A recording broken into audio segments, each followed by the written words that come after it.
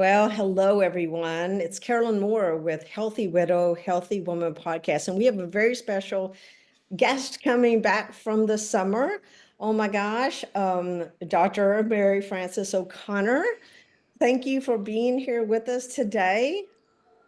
Carolyn, it's so great to be here. Thank you for inviting me. Yes. So for those of you this might be your first time to meet Mary Frances, I love her two books. In 2022, many of you told me about her Grieving Brain book, and then she topped it off this year with the Grieving Body.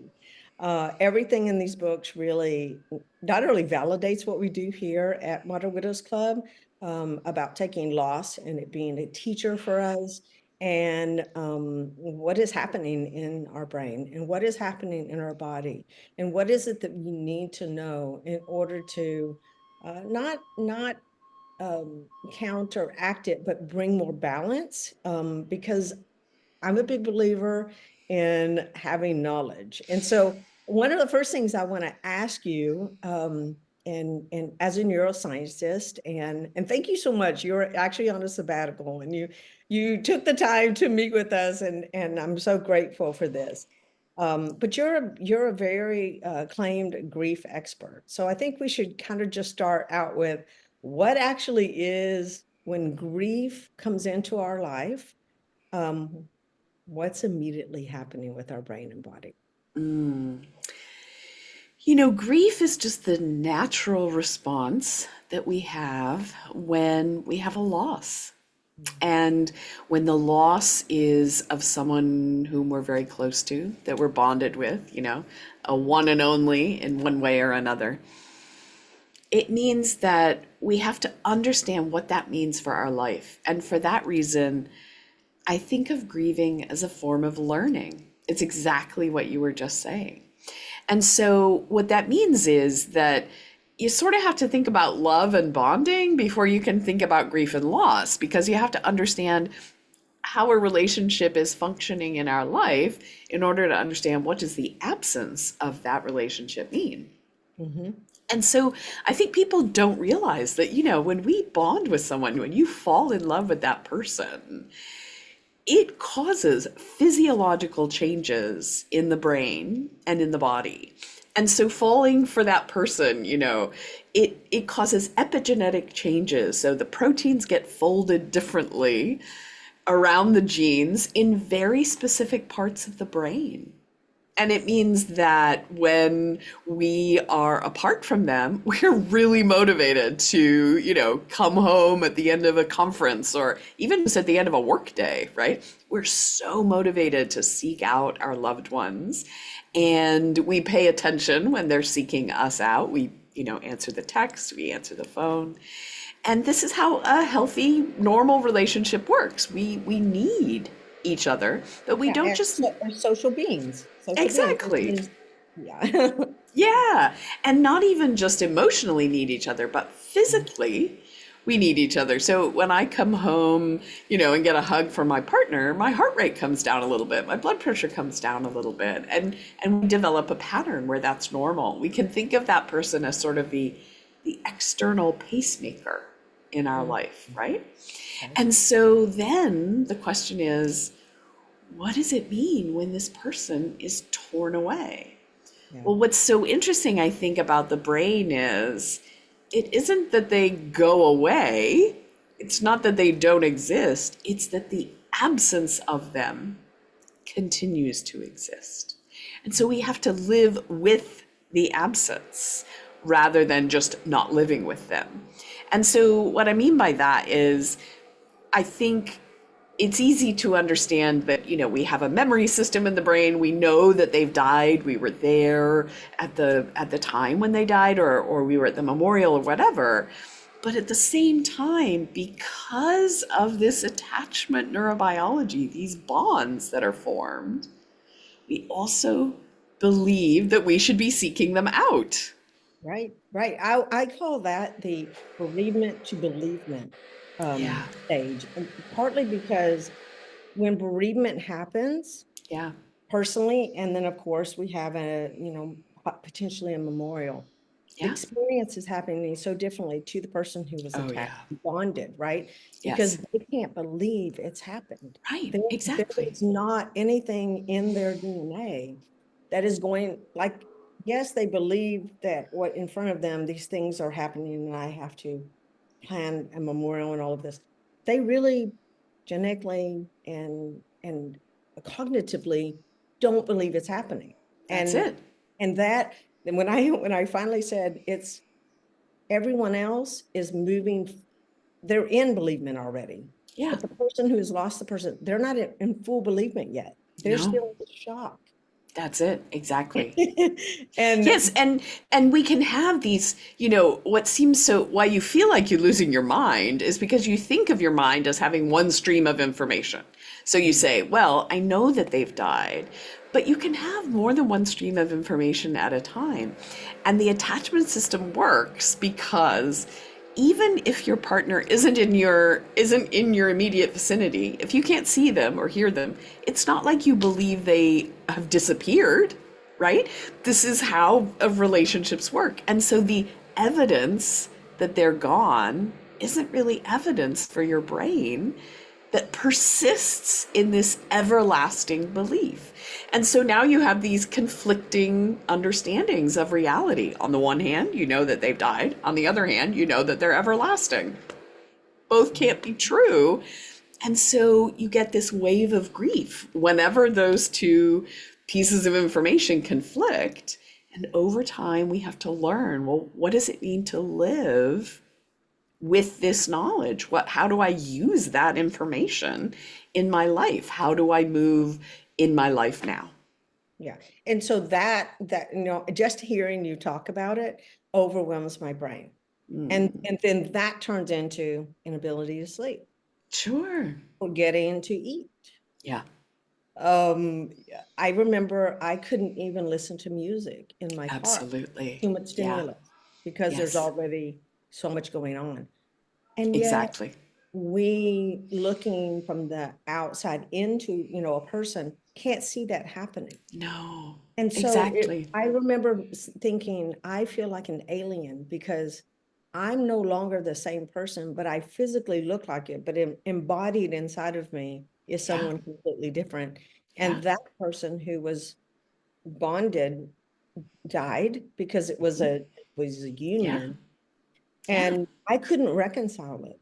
Yeah. Honestly, reading your books, it was just like, Mary Frances, where were you 25 years Yeah. ago? I And hear you. me to the question, how did you even start doing this work? I've always been fascinated by sort of how our world, our life gets under the skin. How does our body absorb all these experiences and how does our brain make sense of these things? But when I was in graduate school, I I was, you know, my mom had breast cancer, and she died when I was 25. And it wasn't that I started investigating grief to sort of understand my own response. It was that I felt really comfortable with people who were grieving. And I could see that there wasn't a lot of research about grief, but there were a lot of questions that people had. And so, because I felt comfortable, if I have a research interview and someone breaks into tears, that doesn't bother me. That seems totally normal to me.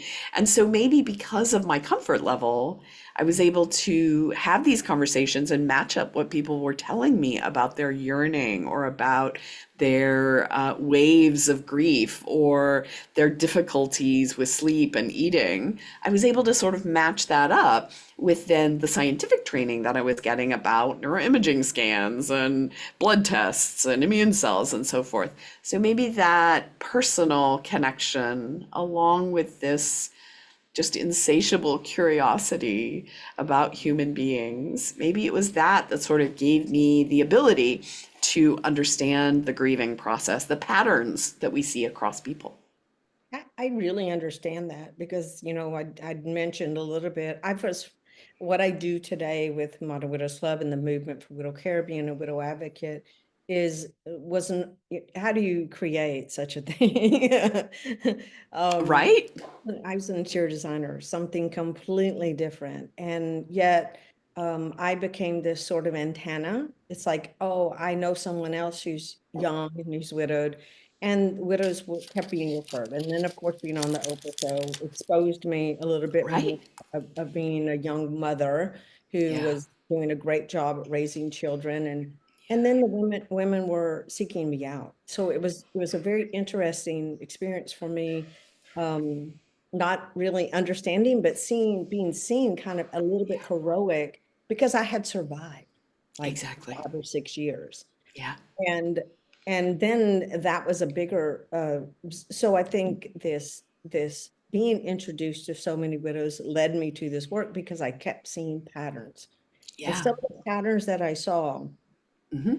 were extremely alarming to me, Yeah. not Yeah. just in my personal life, but then I saw the fact that there's an entire medical industry that didn't Hmm. recognize my PTS, that didn't even have any information for me about continuing bonds therapy. Yeah. Yeah. Why was I still feeling connected to Yeah. my husband and talking to him Yeah. and feeling his presence?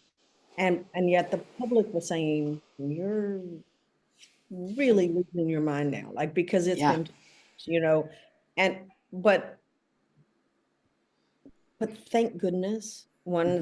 one of the you're an empath, I'm an empath. This is clear. Um, I didn't care what other people thought. I Yeah. said this is real for me, and Hmm. I kept going. So, but what I was mainly concerned about was this all-around attack on women's health. Hmm. Body Yeah. Widows Club started out as a social Hmm. group and evolved into a women's health organization, mainly Hmm. because of a lot of what you've proven in your books is that it actually is Yeah. the physiological impact to this what I call is a detachment solution. Yeah. So we've been detached, and so we need to find solutions that are legitimate, Yep. that aren't just in our minds, and Hmm.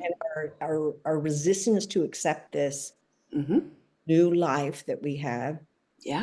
It is the way to grieve in a Yeah. healthy way. Yeah, absolutely. And we have a study that's just about to come out that you're gonna Mhm. love. It's a young psychologist who is a graduate student of mine did this, and this was a study of widows and widowers Okay. specifically, and many of them in midlife, not older spouse loss necessarily, but Mhm. sort of in midlife. I mean, she asked them to every day for 14 days do this daily diary. And she asked them about experiences of the deceased. So, however they interpreted that, did you have some sense of presence of them, or some interaction or some thoughts about the deceased today? Totally, people could describe it in whatever way they wanted. Well, the first thing to know is that it is more common to have these than not to have these, right? Thank you. Right? But the second thing to know that was so interesting, of course, we also asked them about how they were feeling. Was it a good day? Was it a bad day? All these things. And here's the most interesting thing that came out of it from my perspective.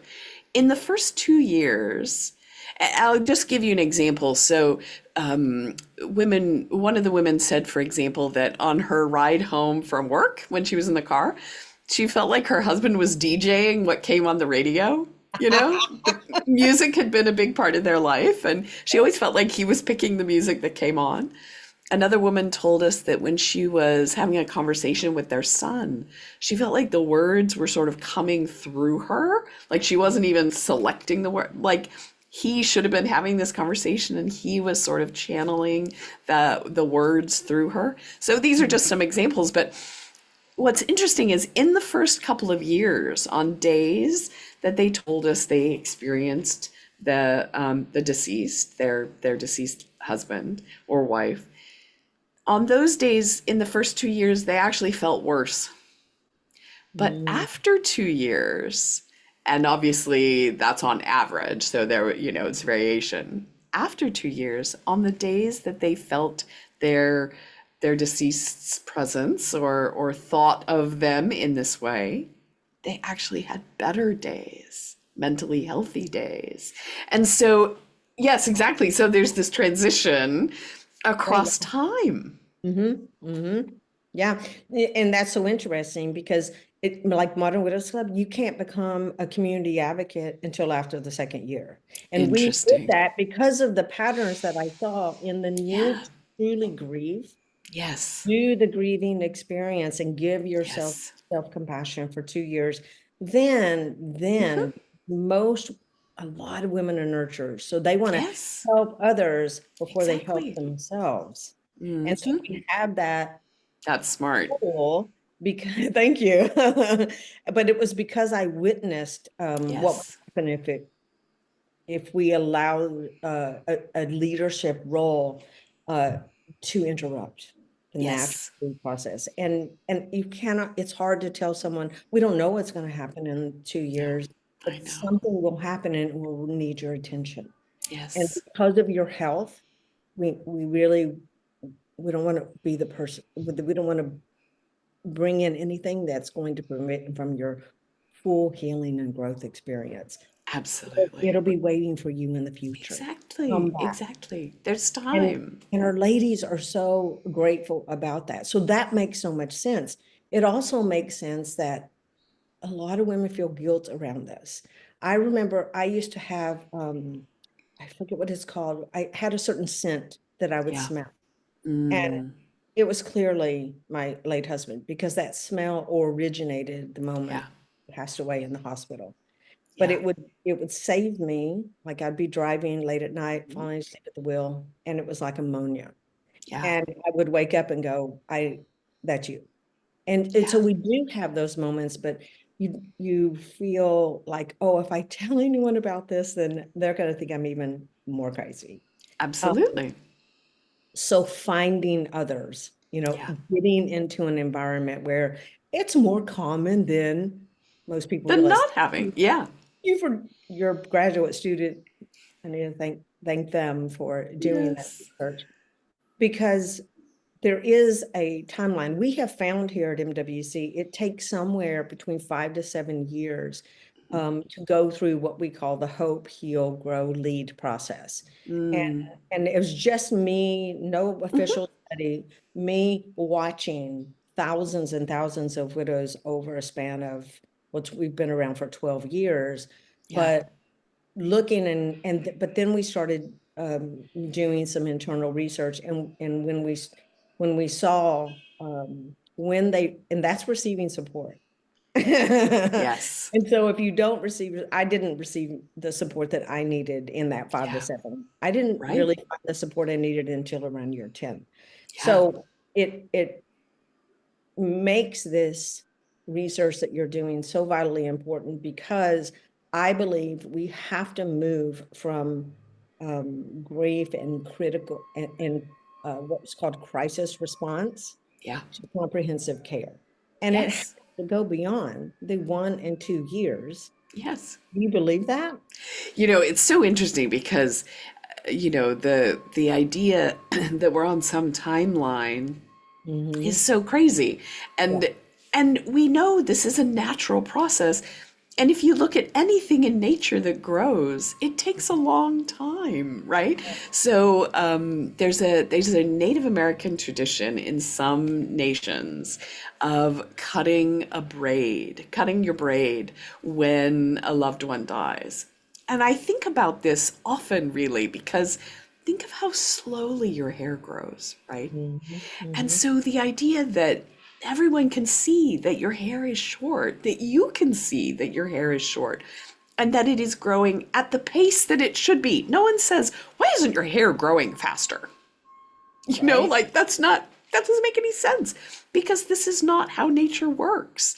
It takes a long time to absorb a loss into an ongoing life and to figure out how to restore the way that you're going to live in that life. Right. Who am I? That's the big question. Who am I and where do I go now? What am I doing? Right, Yeah. what am I even doing? And then next, of course, why does this matter? Why do I Yeah. matter? Why? That's it. And it spirals into these really deeply soulful questions Yeah. of being human. And Yes. and I before that had never ever thought about who am I? How am I going to Yeah. honor this love that was Yes.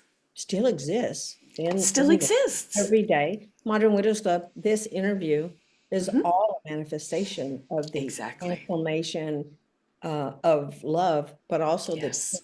figure meant of me as a human Yes. being and how I've evolved. Yeah. But but you as a neuroscientist, Hmm. during this process, even these first 2 years you're talking Yeah. about and cutting the braid, let's just say 5 to 7 years. Yeah. Um, what would you say to someone, let's say, who's newly widowed and now you have this research? What do you how do you explain to them the magnanimous Hmm. impact is going to Yeah. have on you Yeah. physically? Because I Yeah. see a lot of widows, they're like, I'm going to get through this, or I'm in bed, Yeah. I give up. right? I give Yeah. up. Yeah. And I think they waffle between that, and it's Exactly. extremely exhausting. It is so exhausting. I mean, I think the first thing to know is that we have really clear scientific research showing that things like blood pressure increases a little bit in that first 6 months. Cortisol, that stress hormone, increases in that first 6 months and even beyond. And what's important about that isn't to make you worry. This is the natural response that we have, but to know that this is a medically risky time. So, Mhm. what it means is that bereavement is a time of the increased risk of dying of a broken heart. So, very large study just came out of Denmark. For every 1,000 people, there's an additional 5 deaths of women to fatal heart attacks as compared to if there had been no bereavement during that time. So 5 women out of 1,000 have died that we can draw directly back to bereavement. So this isn't made up. This is something that is so physiological that it can actually cause fatality. And it's not just cardiovascular health. We know there's increased risk for pneumonia, increased risk for sepsis. And what it's telling us is this is a time when the grieving body needs more support. And I think of that in 2 ways specifically. The first one is just to even know that it is important to pay attention to your health. So Mhm. often, especially if this was the death of a partner after an illness, we've often been neglecting our own health care. Now Yeah. is the time to go to your regular doctor and get your regular checkup. Have your blood pressure checked. Have your blood drawn and get your just normal tests to see if there's something going on with you that's being affected in a way that we might need to intervene. And the analogy that I think of here, this might sound crazy to you, but I think of bereavement in a way a little bit like pregnancy. Mhm. It sounds crazy, but in pregnancy isn't a disease, but no one would say it isn't physiological, right? And Yeah. and and it is a medically risky time, right? So for many women, it will all go smoothly. It will be no problem. The body knows what to do and all will be well. But because we know it's a medically risky time for a small number of women, we've developed whole support programs, right? Where we educate about what changes are going to happen, where we do assessments. We see, is there gestational diabetes? Does this person have hypertension because they're pregnant? And then we intervene if that is the case, right?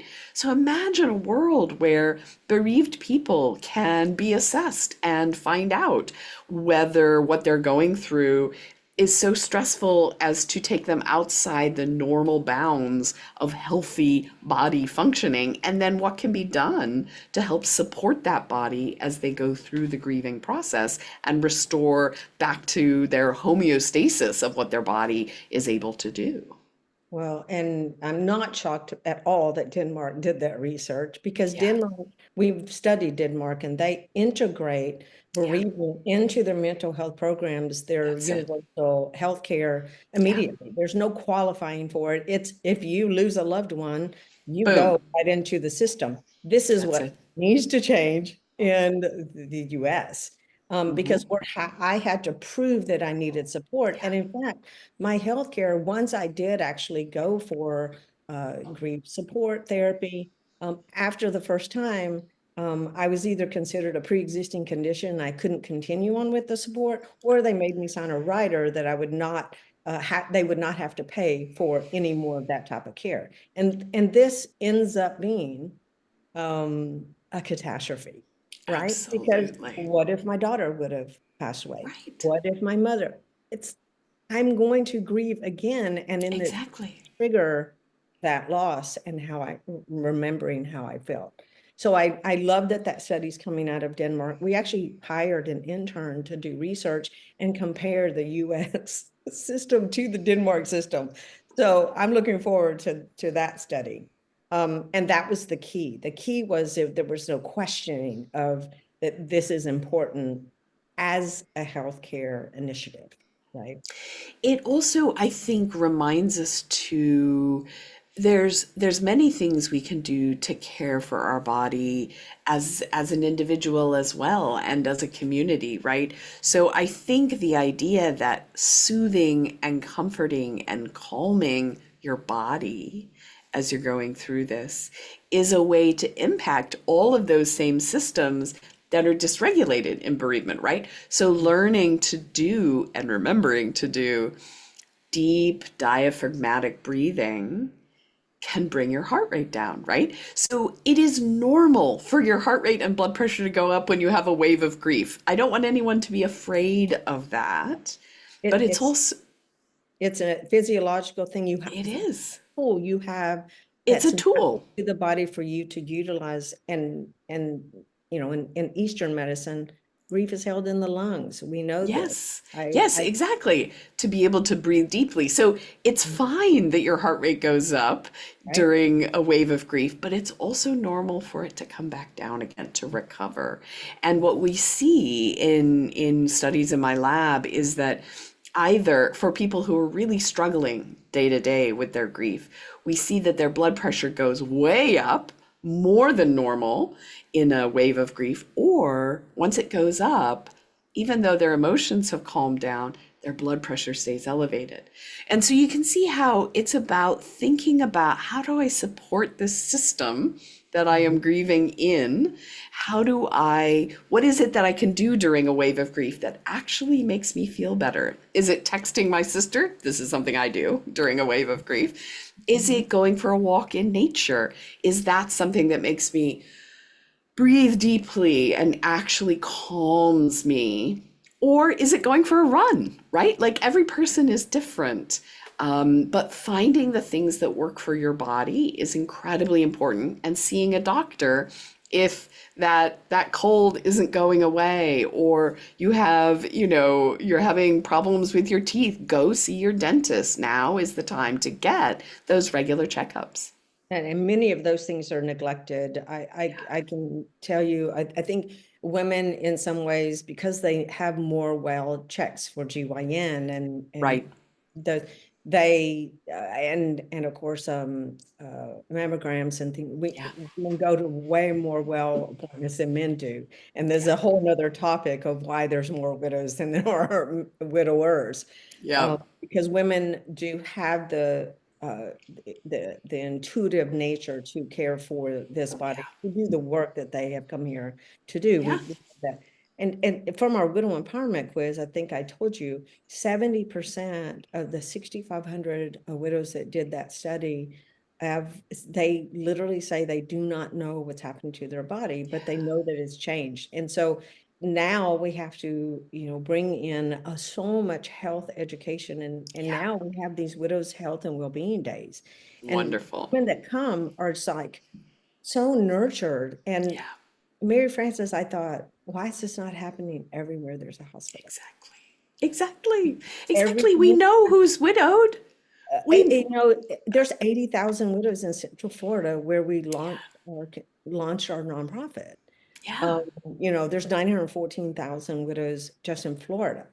Yeah. So what is it going to take to go from a crisis, seeing it in the medical industry as a crisis response, to coming up with comprehensive care? Why are crisis centers not recognizing, oh, widowhood, here's a check of, this is a different protocol. Yeah. Is that That's going to right. happen in the future? It's interesting. There are moves even in Washington, D.C. The group Evermore and Joyal, Oh, yeah. yes. So the group Evermore has really lobbied Congress to say this is something that requires investigation, and in the long run, I'm a part of Evermore's organization, in the sense that we're doing research right now. What would be the public policy recommendations that we would make? And Congress did set aside money to have an expert bereavement panel that came together to start on these guidelines. But you're absolutely right. The UK and Europe are ahead of us, in They they are. have guidelines, right? Yep. But also that we want to make sure that we're including the lived experience of bereaved people as these policies are being developed, because it's one thing to have a bunch of doctors sit together in a room. And I say this as a person who has a doctorate. It's very different to find out what's going to be effective if you have in the room also funeral directors and widows and widowers and people who were bereaved as children, and right. So you have to have all the people in the room if we're going to create the kinds of policies that are going to be comprehensive care the way you talk about it. Yes, and yet here's what I believe, and see what you think. That the reason why we need to really understand that is because there is so much to be learned from that, because grievers who find hope and heal and growth, the resilience that they're actually building Yeah. it comes the wisdom that I believe the world needs, because Yes. we've gotten so far away from like the Native American traditions of cutting the hair and understanding, until it's back here, they, haven't shaped a new identity, That's or it. love that, right? We don't have those rituals of grieving. And so um it's it's so important to Yeah. include all of that wisdom. Modern Yes. Wisdom have completely been created. We have a parenting club, because parents needed niche. We have a travel club Yes. because a lot of ladies want recreational Yeah. health. They want to Yeah. travel in a safe environment. We have a relationship building, where women Yes. don't understand the relationships that they have with anyone Hmm. anymore. Health and wellness, just Yeah. talking about sleep and diet and mood, Yes.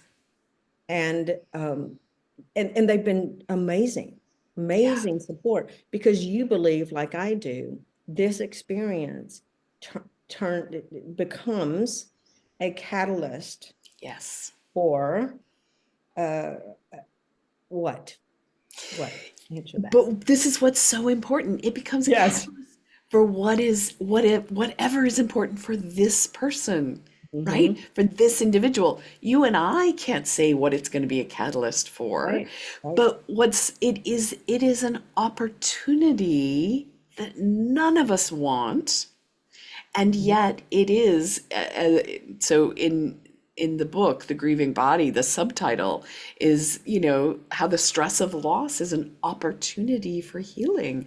We learn so much more about ourselves, our relationships, how the world works, and we have to move forward with that greater understanding, that doesn't mean grief goes away. And for people who are acutely grieving, who for whom it has just happened, there is no pressure. We do not know when this might happen to you. It is a learning curve, and it is like I sometimes say in our lab, we say, it's like trying to learn calculus while running a marathon, right? Your body is being fully taxed and your mind is being fully taxed. True. So this is a long-term process. Mhm. There is no doing it right and there's no doing it now. But as we live each day as authentically as we can, as compassionately as we can, we learn bit by bit by bit, oh, this is what it means to have a life that is informed by grief as well as informed by love. Yeah.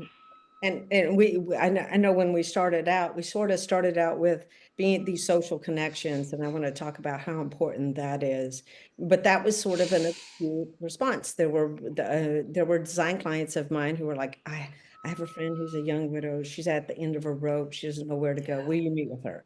Yeah. That's how innocent this 50,000 person organization, in my living room. And I said, sure, I'll be happy to share anything that I've learned over the last 10 years. Yes. But then I realized, wait, there needs to be acute response. There needs to be short term. What does that look like? And what is long term? Yeah. Because you're looking at someone that's long term. Yeah. 25 years, uh, Yeah. transforming that love into a public service that Exactly. needed to be built, right? Needed to be built. And so many women have found great purpose and meaning in being Yes. part of our organization as part of their new identity, even getting repartnered. Their partners, Yeah. come and support this because they see that it was valuable to the person that they ended up falling in love with, Yeah. and how they transform. So that is, honestly, there's not been a lot of doctors, neuroscientists Yeah. talking about this. In 2015, I met the late Dr. Stephen Southwick from Yale, who did, and with Dr. Dale Charney from Mount Sinai, doing resilient science. And their book, Resilience, Mastering Life's Greatest Challenges, changed my life because there were 10 key components in there that I was doing them all. Yeah. I figured them all out before I even knew, the book actually, the research was happening. Yeah. Number two, Mm. that I had to go outside myself for. Mm. And that's really what Modern Widows Club became. And that is, I needed to find other resilient role models. Yes. And I need an environment where I can both give and receive. Yes. And that was fascinating to me because I created like an environment of what I naturally needed. So it's the power of just our bodies knowing what we need. So speak into that. Like I Yeah. spent years looking for role models, and instead of finding them, I became one. Yeah. Yeah. Isn't that interesting? It is very interesting because there's this idea of what grief is supposed to look like or what widows are supposed to be like. And it very rarely matches on to people's personal experience, I think. There's a wonderful book called Permission to Thrive. And it Mhm. was the first time I think that I read something where this is a woman whose daughter died, and she talks about her whole family getting, her husband and her other child, and them saying to each other, we're going to find a way to thrive. We're not just going to get through this, we're going to Right. find a way to thrive. And what's notable about this is, again, it shouldn't feel like pressure. It should feel like there are lots and lots of ways Mhm. that this all unfolds. And there's one way that is your specific story. And we can't know what it is, but we can support you in figuring it out? So, Absolutely. Yeah. yeah. I've just been watching, I actually very rarely watch television shows or movies that are, I don't very often intentionally watch them when they're about grief, largely because I do a lot of work about grief in my day job, and for entertainment, that's often not where I turn. But I've been watching this show from the UK called Finding Alice, and it is so well done. Her husband dies very unexpectedly from an accident, and she goes through being and feeling as crazy on the outside as I think most of us do on the inside. And it is so wonderfully done. I highly recommend it when we're looking for role models. Yes. She is an interesting one to consider. Right. Thank you. Thank you for sharing that. I mean, it's really, I think a lot of the women attracted to our organization is because we have 12 years of examples of the variety of stories. Uh, Hmm. and that is, and the rise that has happened. And we even stopped, we kind of stopped using the word thrive because it's Yeah, very intimidating it is. beginning. So we use growth, because Yeah, growth, grief to growth is a little, is there's, what is that? yeah, That means choosing today to deep breathe. That's growth. Like that's it's it. usable, it's Hmm. doable.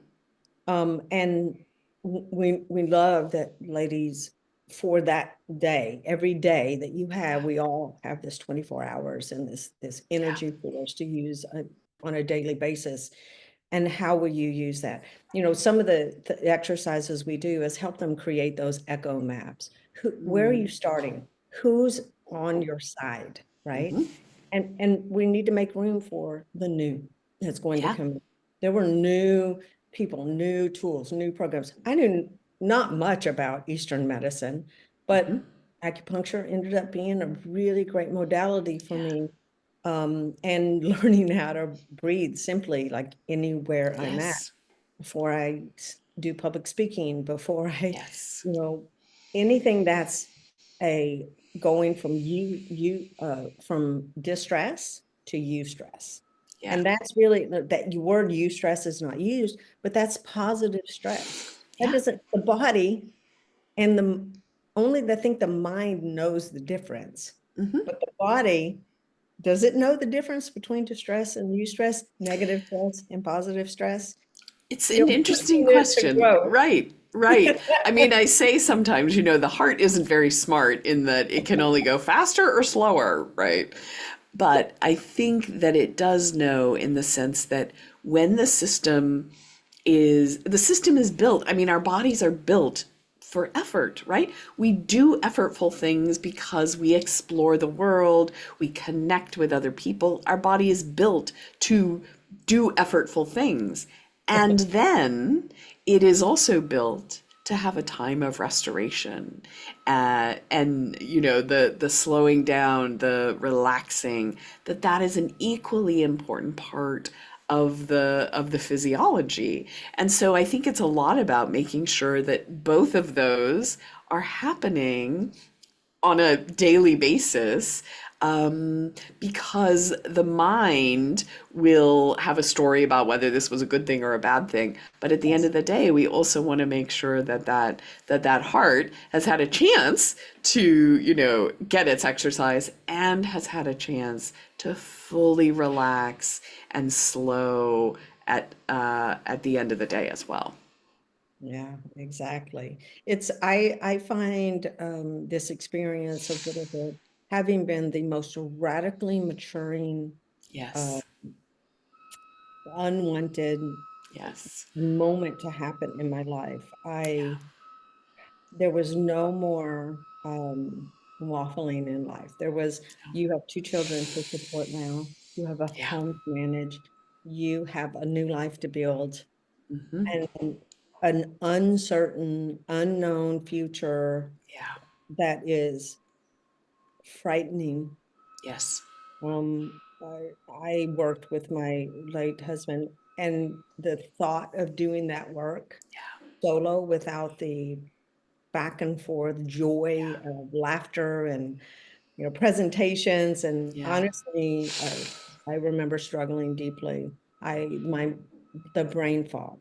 I would like to Yes. talk a little bit about the brain fog, because I was frightened that I would never be able to remember details in the same capacity as I could before. Yeah. So I know our listeners would love to hear a little Yeah. bit. Yeah, and I see that we're getting close to the end of our Yeah, time, so exactly. this is a great topic.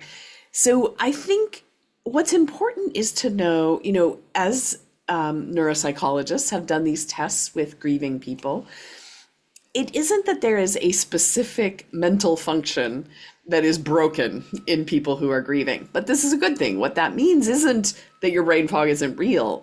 It means that there's no specific part of your brain that breaks.